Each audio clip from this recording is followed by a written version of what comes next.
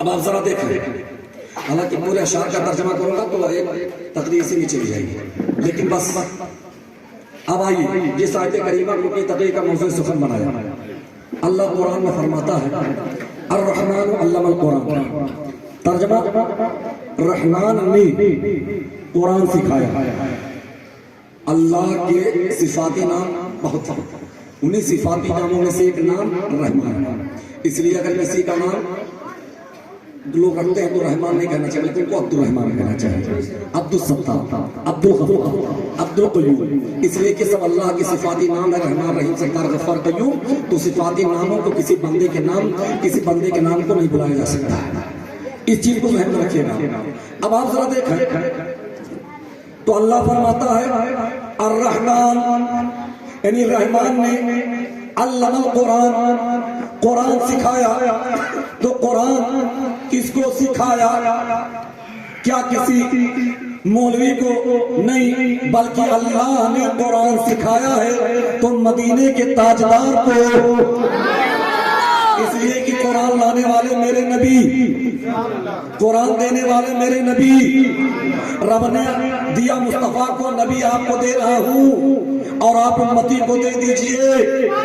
تو الرحمن علم القرآن، رحمان نے قرآن سکھایا۔ اب ہم نے پوچھا یہ قرآن تیرے اندر کیا کیا چیزیں ہیں؟ تو قرآن نے فرمایا وَلَا رَبْدٍ وَلَا يَابِسٍ إِلَّا فِي كِتَابٍ مُبِينٍ، کوئی خشکیت، کوئی تری میں کوئی چیز ایسی نہیں ہے کہ جو قرآن مقدس میں موجود نہ ہو۔ حضرات محترم، اب آپ ذرا دیکھیے کہ ساری چیزوں کا بیان قرآن میں موجود ہے، یعنی قرآن فرماتا ہے کہ قرآن میں ہر چیز کا بیان ہے۔ اب یہ بات اپنی جگہ کلیئر ہو گئی کہ قرآن میں ساری چیزیں موجود ہیں، جو زمین میں کیا ہے وہ بھی قرآن میں موجود ہے، آسمانوں میں کیا ہے وہ بھی قرآن میں موجود ہے، ساری چیزوں کا بیان قرآن میں موجود ہے۔ اور قرآن کو سکھایا رب نے، کس کو سکھایا؟ رسول اللہ کو سکھایا۔ اس کا مطلب یہ ہوا کہ میرے نبی سب کچھ جانتے ہیں، میرے نبی سب جانتے ہیں۔ اور ایک بات یہ بھی ذہن نشین کرو، اب کچھ لوگ یہ کہتے ہیں، انچ ٹیپ لیے رہتے ہیں، وہ ناپنا شروع کرتے ہیں کہ نبی اتنا جانتے ہیں۔ ارے سن، یہ انسان کیا نبی کے علم کے بارے میں بتائے؟ ارے نبی کیا ہے؟ اللہ کے سوا کوئی جانتا ہی نہیں۔ ہم تو اتنا جانتے ہیں، ایک عرب نے آدمی کا بول بالا کر دیا، ایک عرب نے آدمی کا بول بالا کر دیا، اور اس کے بعد جو نہ تھے خود نہ تھے، جو راہ پر اوروں کے ہادی بن گئے۔ کیا نظر تھی جس نے مردوں کو مسیح کر دیا؟ آپ ذرا دیکھیے، تو اب میرے آقا صلی اللہ علیہ وسلم کا علم کوئی مولوی بتا سکتا ہے؟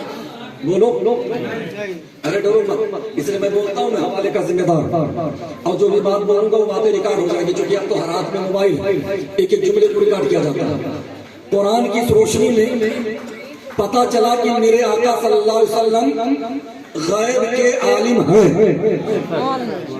اور اللہ فرماتا ہے قرآن میں وَعَلَّمْكَ مَا لَمْ تَكُنْ تَعْلَمْ وَكَانَ فَضْلُ اللَّهِ عَلَيْكَ عَظِيمًا۔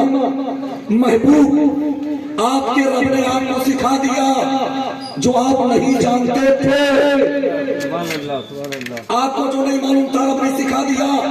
اب دنیا کا کوئی فرد بشر یہ نہیں کہہ سکتا کہ نبی کو یہ نہیں معلوم۔ ارے جب اللہ نے فرمایا جو نہیں معلوم تھا رب نے بتا دیا، زمین کے اندر کیا ہے نبی کو نہیں معلوم تھا، اللہ نے بتا دیا، تو اللہ کے بتانے سے زمین کے اندر کیا ہے مصطفیٰ جانتے ہیں، اللہ کے بتانے سے آسمانوں میں کیا ہے مصطفیٰ جانتے ہیں، اللہ کے بتانے سے کیا ہو گیا ہے میرے مصطفیٰ جانتے ہیں، کیا ہونے والا ہے میرے مصطفیٰ جانتے ہیں، کیا ہوگا میرے مصطفیٰ جانتے ہیں، میری ماضی حال مستقبل کی خبر بتاتے ہیں میرے مصطفیٰ، ذرے ذرے کی خبر دیتے ہیں میرے مصطفیٰ، ساری کائنات کے بارے میں بتاتے ہیں میرے مصطفیٰ۔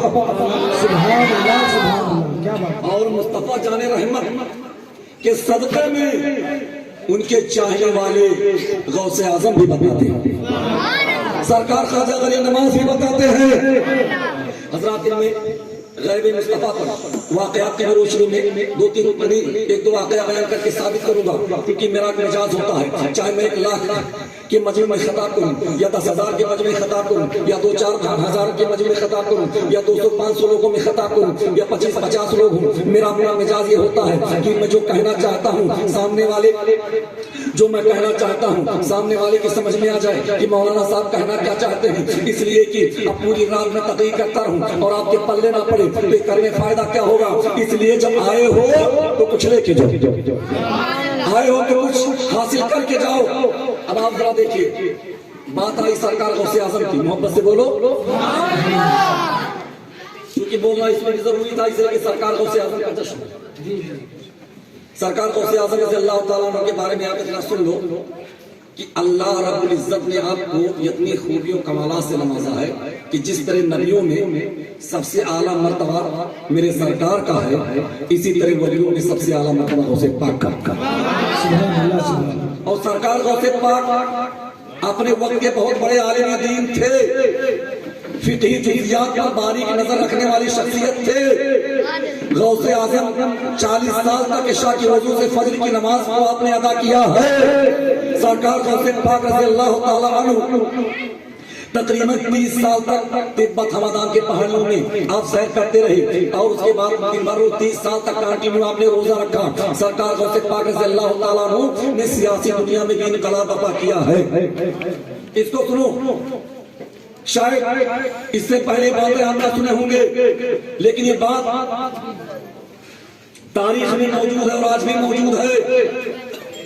आपको ना बताया कि अलग बात है, लेकिन सुनो, बायतुल मुक़द्दस जिसने फतेह किया था उस मुजाहिद का क्या नाम था? माशाअल्लाह, लड़के बहुत होशियार, अल्लाह जज़ाए खैर। उस मुजाहिद का क्या नाम था? सलाहुद्दीन। अरे जरा जोर से बोलो।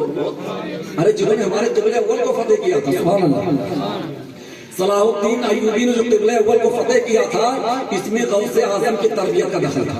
अब आप सुनते होंगे कैसे गौसे आज़म जब पढ़ाते थे तो आप लोगों की तरबियत भी करते थे, और आपकी तरबियत करने वालों में आपने जिसकी तरबियत की थी उन्हीं तरबियत पाने वालों में एक शख्सियत का नाम था नूरुद्दीन जंगी। और नूरुद्दीन जंगी ने तरबियत की थी सलाहुद्दीन अय्यूबी की, और सलाहुद्दीन ने 1187 ईस्वी में बैतुल मुक़द्दस को फतेह करके मुसलमानों के हवाले कर दिया।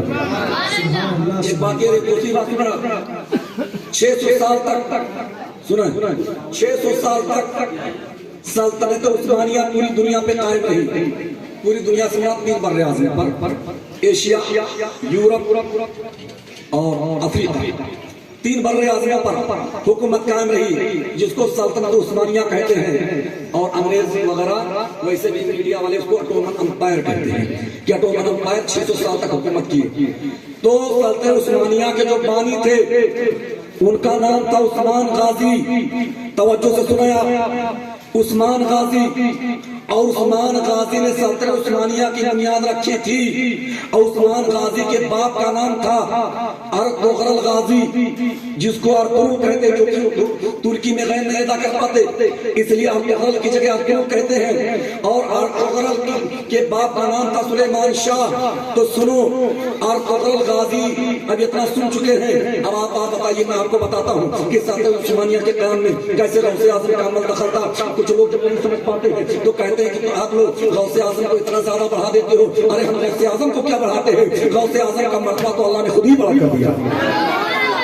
तो सरकार गौसे पाक रज़ी अल्लाह ताला अन्हु के बहुत सारे खादिम थे, उन्हीं के खादिम में से खादिम का नाम था अरबी, जिनका नाम मोहम्मद था, लेकिन अरबी कह के उनको बुलाते थे।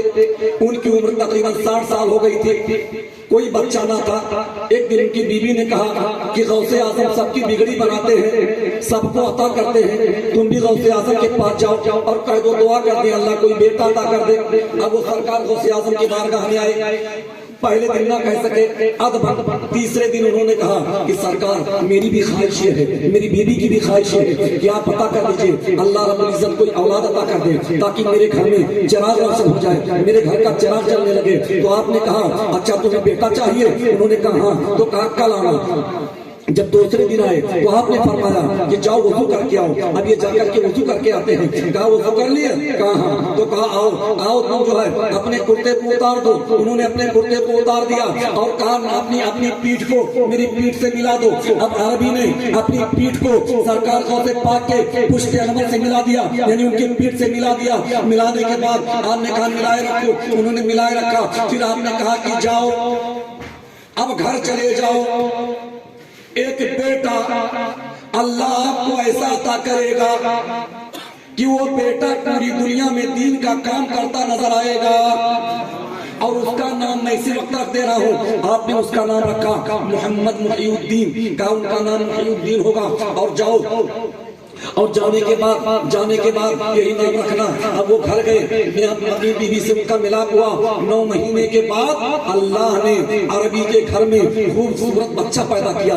جب بچہ پیدا ہوا تو بچے کو دیکھنے کے لیے پڑوسی آئے، بچے کو دیکھنے کے لیے رشتے دار آئے، کسی نے کہا بچے کا یہ نام رکھا جائے، کسی نے کہا بچے کا یہ نام رکھا جائے، کسی نے کہا بچے کا یہ نام رکھا جائے، تو عربی نے کہا نہیں، بچے کے نام کو بڑے پیر نے پہلے رکھ دیا ہے، اس بچے کا نام محی الدین ہوگا۔ اور اس کے بعد وہ بچے کو گود میں لیے سرکار غوث پاک کے پاس آتے ہیں، سرکار غوث پاک نے اپنا لعاب دہن ان کے منہ میں ڈالا اور کہا جاؤ یہ دین کا بہت بڑا خادم ہوگا۔ وہی بچہ آگے چل کر کے، نوجوانوں آپ کے توجہ بالخصوص، وہ بچہ آگے چل کر کے شیخ اکبر محی الدین ابن العربی ہوئے۔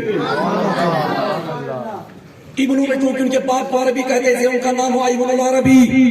وہ ابن العربی کہ جنہوں نے عثمان غازی کے بیٹے باپ ارطغرل غازی کی تربیت کیا تھا، جب ان کی تربیت کیے، انہی کی تربیت کا نتیجہ تھا، انہی کی تربیت کا نتیجہ تھا کہ انہوں نے کئی قلعے کو فتح کیا، اور اس کے بعد ان کا بیٹا عثمان غازی سلطنت عثمانیہ کا قیام میں لایا، جو 600 سال تک قائم رہی۔ پتہ چلا سلطنت عثمانیہ کے قیام میں بھی غوث اعظم کا عمل دخل ہے۔